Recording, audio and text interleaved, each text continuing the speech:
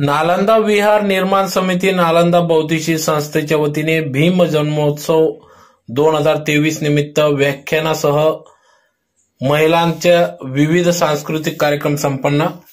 याबाबत वृत्त असे की सिंदखेडा तालुक्यातील नरडाणा येथील नालंदा बुद्ध विहार नरडाणा या ठिकाणी गेल्या अनेक दिवसांपासून नालंदा बुद्ध विहाराचे काम प्रगतीपथावर असून या नालंदा विहार निर्माण समितीच्या वतीने अध्यक्ष पीयू पवार सर यांच्या मार्गदर्शनात सदर या विहाराची स्थापना करण्यात आली असून विहार भव्य स्वरूपात उभारणीचे काम सुरू आहे। तर या विहारासाठी अनेक समाज बांधवांकडून देणगी स्वरूपात मदत मिळत असून देणगीदार समाज बांधवांनी या नालंदा बौद्धिशी संस्थेशी संपर्क साधून नालंदा बुद्ध विहारसाठी मदत करावी असे देखील आवाहन कार्यक्रमाप्रसंगी करण्यात आले आहे। तर आज दिनांक 1 एप्रिल 2024 रोजी सायंकाळी 6 वाजता नालंदा बुद्ध विहार नरडाणा या ठिकाणी महामानव डॉक्टर बाबासाहेब आंबेडकर यांचे 133व्या जयंती निमित्ताने डॉक्टर बाबासाहेब आंबेडकर महिला उत्सव समिती व नालंदा बुद्ध विहार महिला मंडळाच्या वतीने भीम जन्मोत्सवाचे आयोजन करण्यात आले, ज्यात प्रामुख्याने या ठिकाणी सुरुवातीला भगवान गौतम बुद्ध महामानव डॉक्टर बाबासाहेब आंबेडकर यांच्या पुतळ्यास पुष्पहार अर्पण करून अभिवादन करण्यात आले। तदनंतर कार्यक्रमा ठिकाणी मानवंदना बुद्धवंदना या ठिकाणी घेण्यात आली। तर तदनंतर कार्यक्रमास सुरुवात झाली। या कार्यक्रमाप्रसंगी या ठिकाणी कार्यक्रमाचे प्रमुख वक्त्या म्हणून प्रणालीताई मराठे यांनी या ठिकाणी डॉक्टर बाबासाहेब आंबेडकर यांनी महिलांना दिलेले संविधानिक अधिकार याबाबत मार्गदर्शन केले।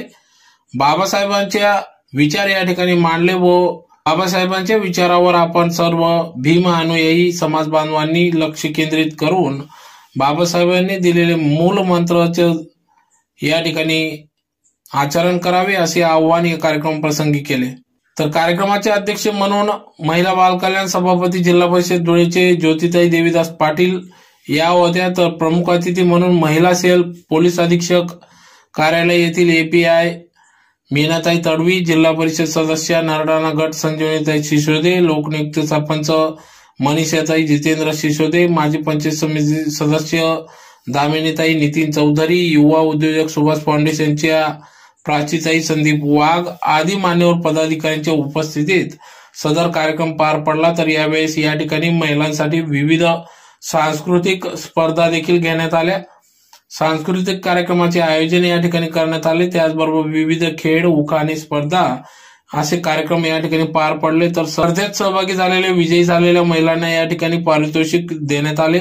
अतिशय उत्साहात सदर भीम जन्मोत्सव 2024 कार्यक्रम पार पडला। तर यावेळेस मोठ्या संख्येने भीम अनुयायी समाज बांधव या ठिकाणी मोठ्या संख्येने उपस्थित होत आहे।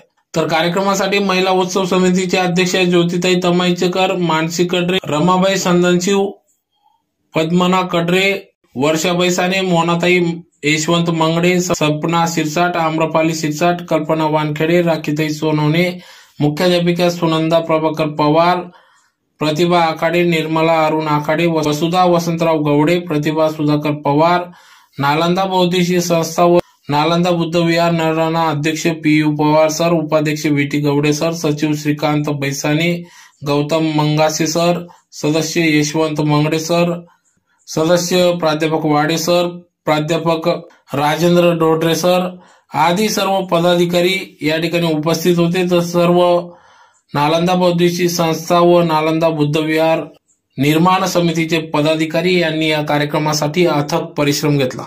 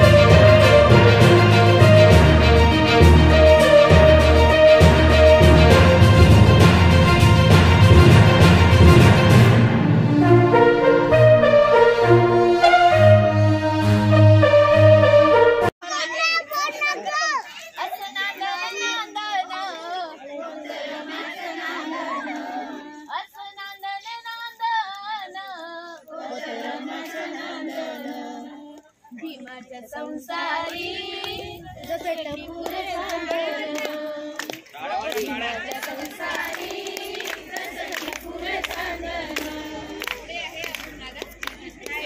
पाठ नाही आता कोणाचं पाठ नाही, पाठ स्लोगन पाठ असतो.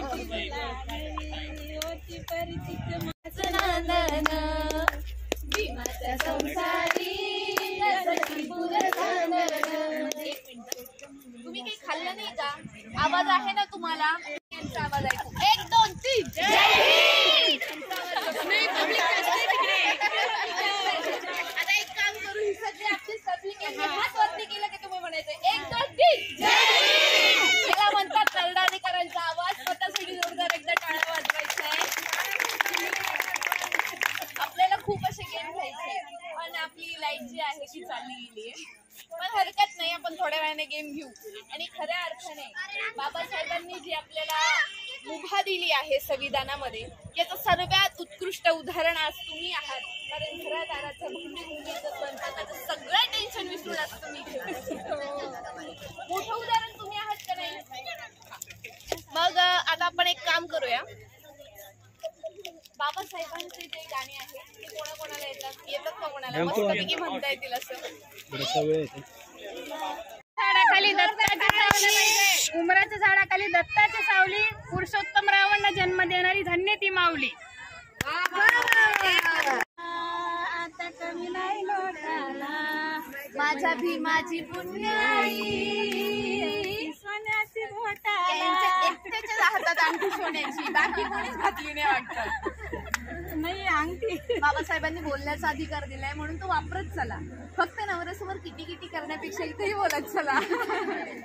हा ठीक आहे. आता दुसरा उखाणा कोण घेणार आहे?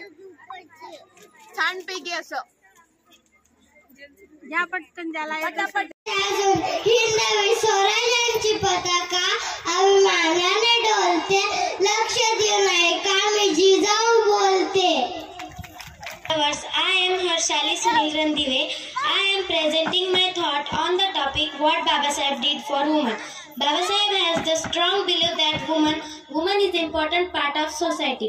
She must be secured and protected. He was fight for women. He gave Hindu Code Bill. Under this bill, he secured all type rights of bill. Unfortunately, his government did not accept his proposal of Hindu Code Bill, and so he resigned as the Law Minister of India. He was visionary person. Baba Saheb gave voting rights to women, for which other parties did not ready. When he drafted Indian Constitution for women, following are some. First, woman gets property right in ancestral property. Second, woman gets equal payment. Third, woman should get paid leave earning in pregnancy. Thank you and Jai Bhim. Bhim जन्म उत्सव हा कार्यक्रम आयोजित केलेला असून या कार्यक्रमामध्ये मला भीमगीत बोलण्याची संधी मिळाली. त्याबद्दल मी जमलेले सगळे माझे धम्म बांधव आणि भगिनी यांचं मी आभार व्यक्त करते. माय मन भीमराव, माय मन भीमराव, वताला खोजनस मा एक, माय मन भीमराव, वताला खोजनस मा एक. त्या धोतर घालत तव मना भीम बाबा निघालाव कोट. त्या धोतर घालत तव मना भीम बाबा निघालाव कोट. जयंती मना भीमानी वस व्हायलय जोरा, निळ निळ सुटे वादळ रत सळसळ करे अंगार. जयंती मना भीमानी वस व्हायलय जोरा, निळ निळ सुटे वादळ रत सळसळ करे अंगार.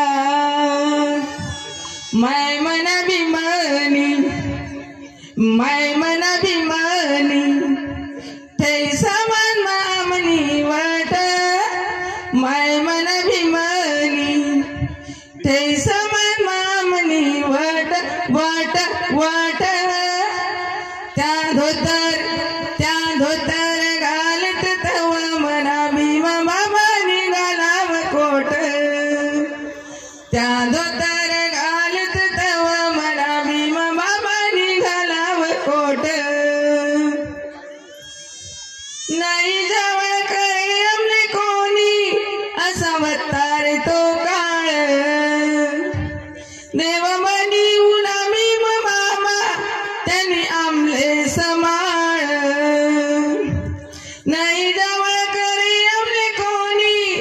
असा अवतार तो काळ देव बनिवून भीम बाबा त्यांनी आमले समाळ माय मन भीमनी माय मन भीमनी काढ गुलाबी न ते काट माय मन भीमनी काढ गुलाबी न ते काट काट काट त्या धोतर घालत तव मना भीम बाबा निघालाव कोट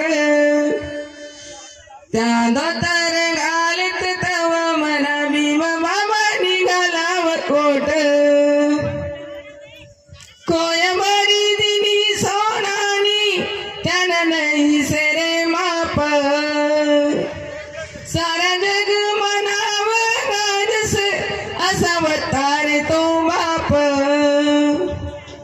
कोयमरी दिनी सोनानी त्यानं नाही सेरे माप सारा जग मनाव गाजस असा अवतार तो बाप माय मन भीमना माय मन भीमना वता मठस मनारा थाट माय मन भीमना वता मठस मनारा थाट थाट थाट त्या धोतर घालत तव मना भीम बाबा निघालाव कोट त्या धोतर घालत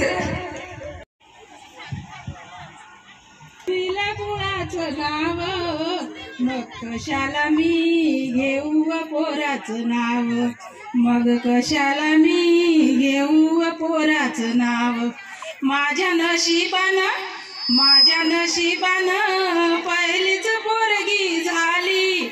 पहिलीच पोरगी झाली न माझ्या घरात लक्ष्मी आली लय गुणवान कमिल कुळाचं नाव मग कशाला मी घेऊ पोराचं नाव मग कशाला मी घेऊ पोराचं नाव माझी सासू म्हणे वंशाला पाहिजे दिवा अजून विचार दूर तुम्ही ठेवा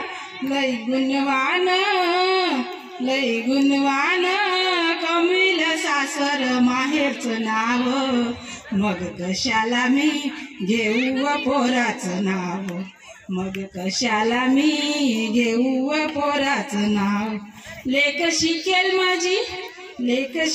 माझी कमिल गुळाचं नाव मग कशाला मी घेऊ पोराचं नाव लेक शिकून माझी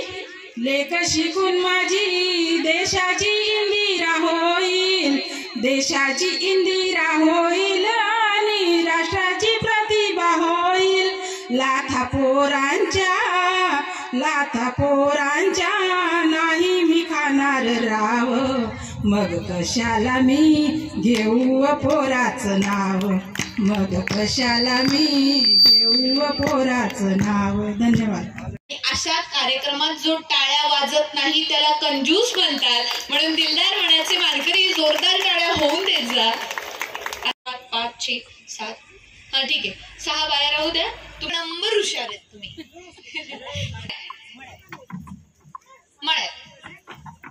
हे डेकोरेशन वाले मला नंतर बोलणार नाही ना दोघी माझ्या सोबतच येऊ द्यायचे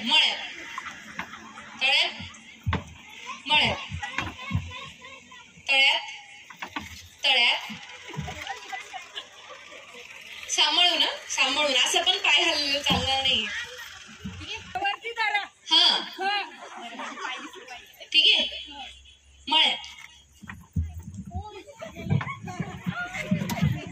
थांबा तुम्हाला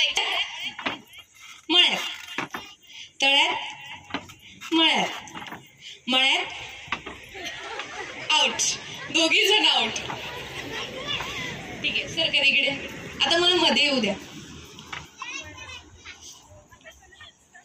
ज्या उरलेल्या बाया होत्या ना हा असं कुदायचंय या मावशी जसे कुदतायत असं तळ्यात मळ्यात असं नाही करायचं हा ठीक आहे, मागे जा.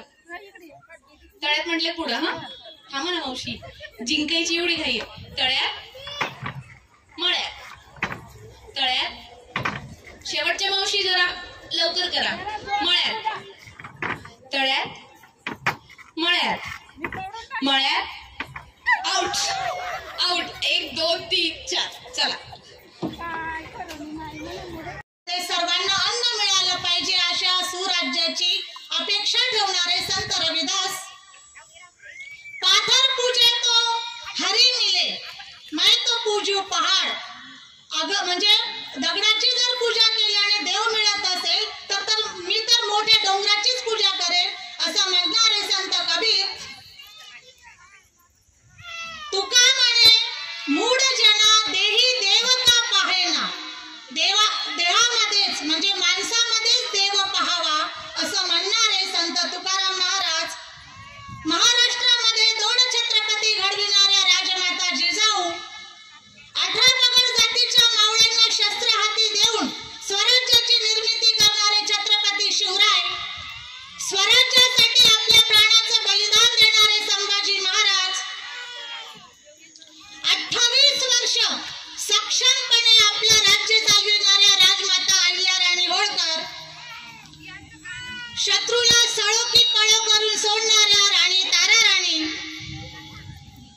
देव देव्हाऱ्यात नसतो तर तिथे पुजाऱ्याचं पोट असतं असं सांगणारे गाडगे महाराज, सयाजीराव गायकवाड, स्त्री शिक्षणाची मुहूर्तमेढ रोवणारे क्रांतिज्योती सावित्रीबाई फुले आणि ज्योतिराव फुले, सामाजिक न्यायाचे प्रणेते राजश्री शाहूजी महाराज, ज्यांनी असं सांगितलं होतं माणगावच्या परिषदेमध्ये डॉक्टर बाबासाहेब आंबेडकरांना नेता म्हणून घोषित केलं होतं, पुढारी म्हणून घोषित केलं होतं ते राजश्री शाहूजी महाराज.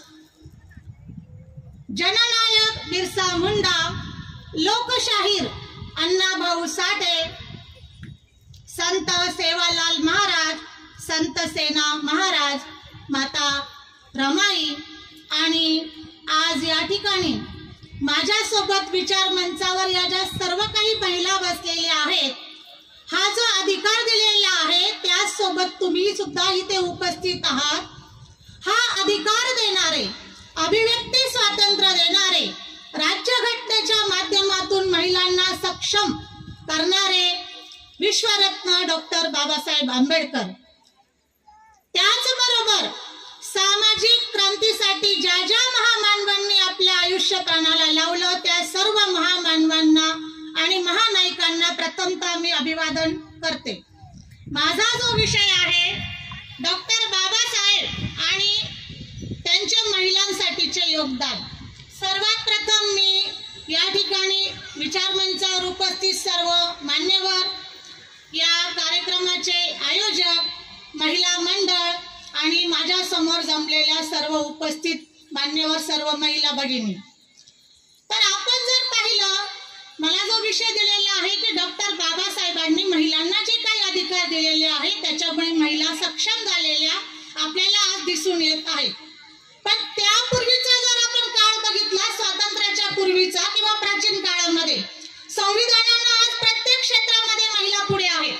पण आपण त्याच्या अगोदरचा जर काळाचा विचार केला तर त्या काळामध्ये जर आपण पाहिलं तर न स्त्री स्वातंत्र्य अर्हती, स्त्रीला कोणत्याही प्रकारचे हक्क अधिकार दिलेले नव्हते. तिला सर्व हक्क अधिकारापासून वंचित ठेवलेलं होतं. अनेक प्रकारची बंधनं तिच्यावर लादलेली होती. आतापर्यंतचा जर आपण काळ बघितला सावित्रीबाईंपर्यंतचा, तर तोपर्यंत केशवपणाची प्रथा सुद्धा चालू होती, सती जाण्याची प्रथा चालू होती. आणि या सगळ्या ह्या ज्या काही गोष्टी होत्या बंधनामध्ये स्त्रियांना अडकवून ठेवण्याचा, त्या ठिकाणी त्यांना प्रोत्साहन दिलं जात होतं. मनुस्मृतीमध्ये तर इतके घाणेरडे नियम होते आणि ती मनुस्मृती आज सांगतायत की त्या मनुस्मृतीप्रमाणे स्त्रियांनी वागलं पाहिजे. मनुस्मृती असं सांगते की स्त्री जर विधवा झाली असेल तर तिने एका कोपऱ्यात बसावं, अन्न त्याग करावा, कृश करून घ्यावं स्वतःला. त्याचबरोबर मनुस्मृती असंही सांगते की स्त्रिया ज्याच्याकडे पाहतील त्याला त्या आकर्षित करतात असं मनुस्मृतीमध्ये सांगितलेलं होतं. आणि या मनुस्मृतीनुसार भारतामध्ये तोच एक कायदा होता आणि त्या कायद्याप्रमाणेच समाज व्यवस्था ही चालविली जात होती. अशा या मनुस्मृतीचं दहन डॉक्टर बाबासाहेब आंबेडकरांनी रायगडाच्या पायथ्याशी केलेलं आहे. आणि मग त्यानंतरचा जर काळ आपण पाहिला, मग तिथून त्याच्या पुढे मनुस्मृतीनंतर सामाजिक प्रबोधनाची चळवळ भारतामध्ये सुरू झाली. त्याच्यामध्ये मग संत रविदास असतील, संत तुकाराम महाराज असतील, संत कबीर असतील, संत गाडगे बाबा असतील, त्याचबरोबर आपण जर महामानव जर म्हटले मग त्यांच्यामध्ये छत्रपती शिवराय असतील की ज्यांनी मनुस्मृतीने शस्त्र, संपत्ती आणि ज्ञानाचा अधिकार नाकारलेला असताना छत्रपती शिवरायांनी हातामध्ये शस्त्र दिली आणि त्या शस्त्र देऊन त्यांना तो अधिकार दिला आणि त्या 18 पगड मावळ्यांच्या बळावर त्यांनी स्वराज्याची निर्मिती केलेली आपल्याला दिसून येते.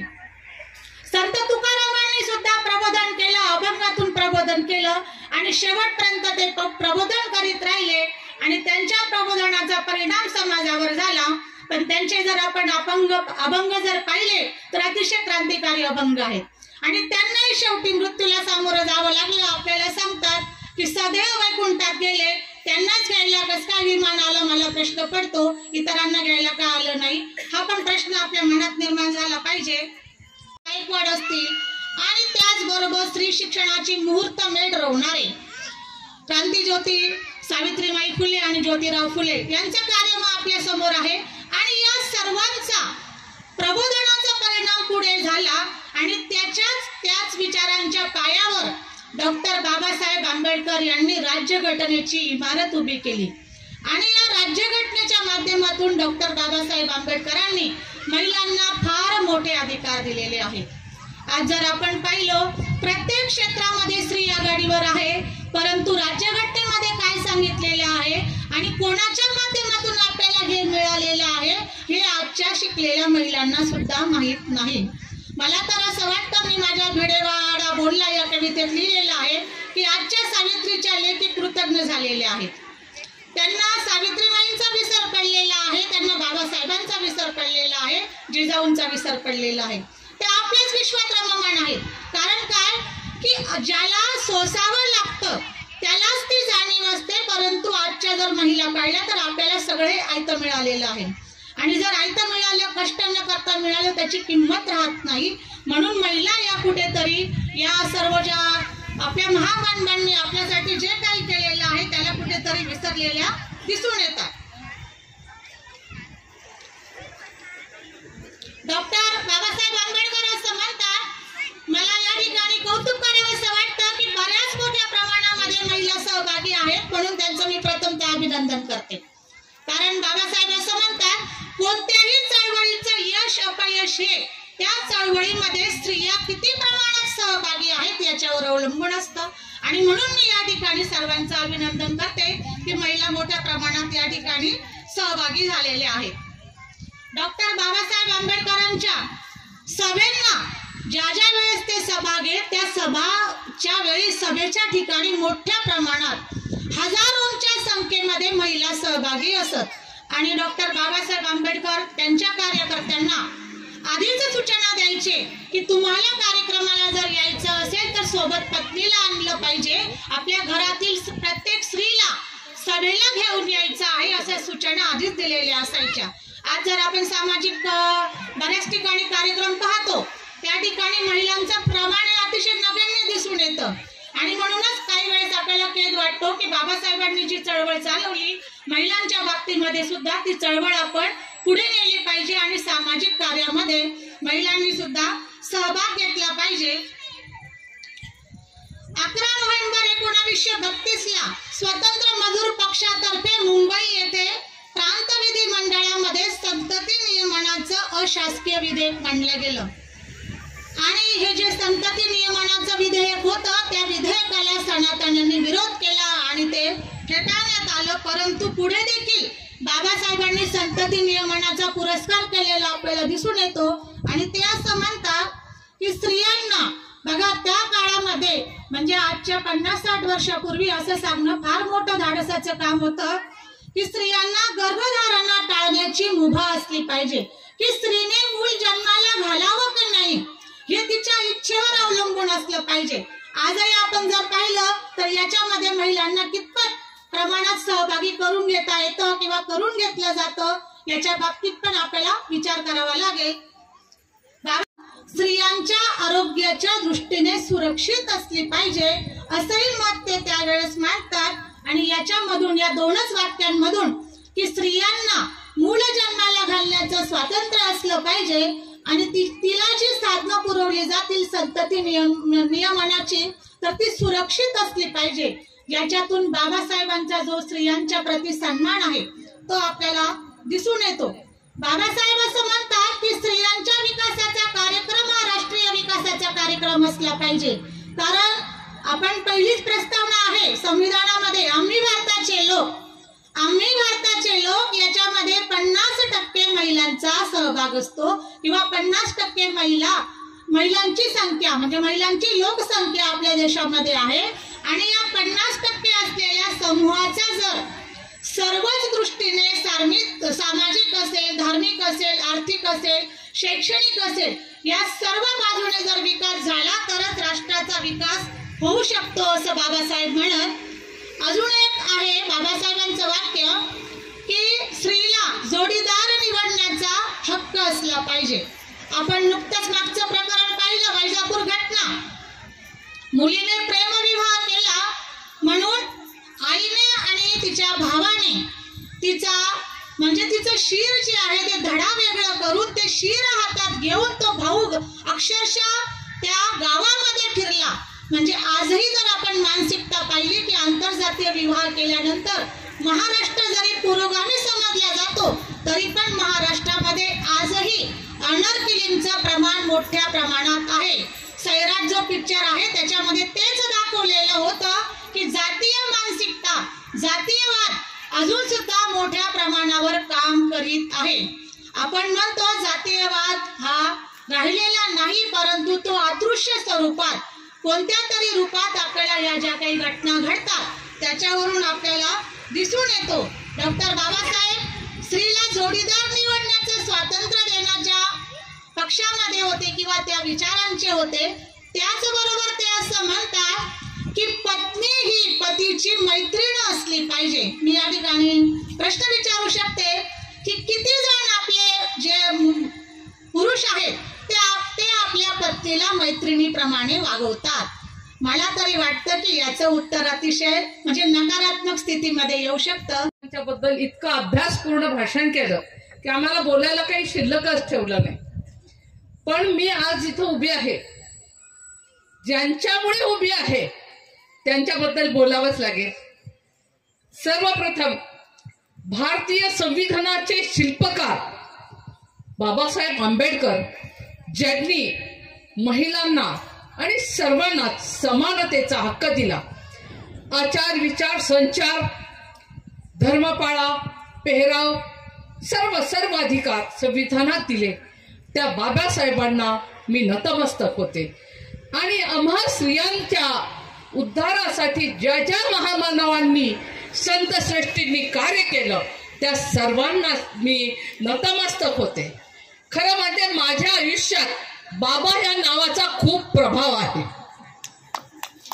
बाबा या नावाचा इतका प्रभाव आहे, त्याच बाबा या नावामुळे मी उभी आहे. महामानव बाबासाहेबांनी आंबेडकरांनी इथं उभं राहण्याचा अधिकार दिला. जन्म शिर्डीच्या साईबाबाच्या नगरीत झाला आणि त्यांनी सहनशीलतेचा मंत्र दिला. सहनशीलतेचा मंत्र दिला. दगड फेकले, उपेक्षा केली, पण ते संत झाले आणि त्याच संताची श्रद्धा आणि सबुरी घेऊन मी माझं जीवन जगते. आणि आपल्या सर्वांना परिचित असलेले तिसरे बाबा माझे पती संजू बाबा, शांतीदूत, राग लोभ मदमह मत्सर याच्यावर विजय मिळवलेले बाबासाहेब माझ्या नरणाऱ्याच्या भगिनी आहेत, म्हणून मला हे बोलावंच लागेल. आणि हे सगळं करत असताना आज बाबासाहेब आंबेडकरांच्या जीवनगाथेबद्दल बोलावं म्हणून मी उभी आहे. आणि मॅडमनी जी तयारी केली तीच माझी होती, कारण इतिहास एकच आहे, वेगळं सांगण्याची गरज नाही. बाबासाहेबांनी आपल्याला काय मंत्र दिला, आपल्याला इतके अधिकार दिले. महिलांनो, आपल्याला जर मूल हवं नको, गर्भपाताचा, संपत्तीमध्ये वाटा, पुरुषाच्या बरोबरीने समान वाटा, याच बरोबर जगात सर्वात प्रथम बाळंतपणाची रजा ही बाबासाहेब आंबेडकरांनी दिली. आणि दिवाळी बोनस कुणी मिळवून दिला? सर्वात पहिल्यांदा बाबासाहेब आंबेडकरांनी. इंग्रज येण्यापूर्वी आपण आठवडे मानायचो, वर्षाचे आठवडे 52. इंग्रजांनी महिना आणला, वर्षाचे त्यांचे आठवडे किती झाले? 48. त्यामुळे त्यांची ही पळवाट होती. मधले 4 वर्ष 4 आठवडे तो मॅनेज कसा करायचा? तर कायदा तज्ञांनी सांगितलं, तुम्ही आमचं नुकसान करताय, आमच्या देशात 22 आठवडे होतो, तुम्ही 48 आठवडे. तर शेवटी त्याला तडजोड म्हणून 4 आठवड्याची बघा, म्हणजे ती दिवाळी बोनस सुरू झाला. सर्वांना शिक्षा झाल्या, इंग्रजांनी सर्वांना शिक्षा केल्या, पण या कायदा तज्ञाला कोणी शिक्षा करू शकले नाही, कारण त्यांना 11 भाषा अवगत होत्या आणि 23 डिग्र्या घेतल्या होत्या. 23 डिग्र्या. शिक्षणाचं इतकं वेळ होतं की तहान भूक विसरत होते.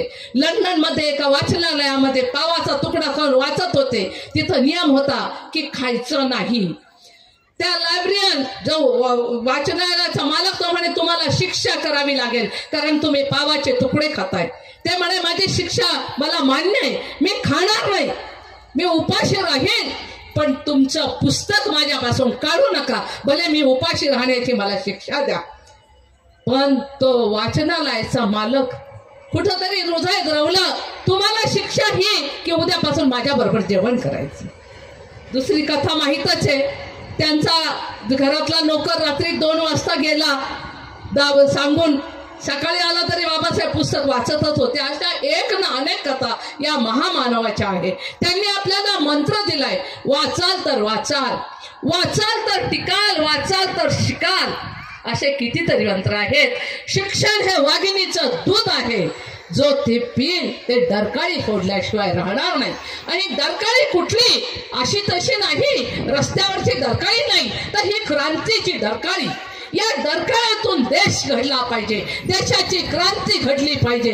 आणि असे अनेक क्रांती सूर्य या देशाला घडविण्यासाठी झाले. असे संत महत्व अनेक क्रांती सूर्य होऊन गेले. त्या सर्वांना नतमस्तक होते, कारण आता तुमच्या स्पर्धा बऱ्याच बाकी आहेत आणि मला भाषण कितीही करायला आवडत असेल, विषय समोर बरेच अभ्यास असेल, तरी पण मी वेळ बघून, तुमच्या स्पर्धा बघून माझं भाषण आवडतं घेते आणि या महामानवाला पुन्हा एकदा नतमस्तक होते. जय हिंद, जय संविधान.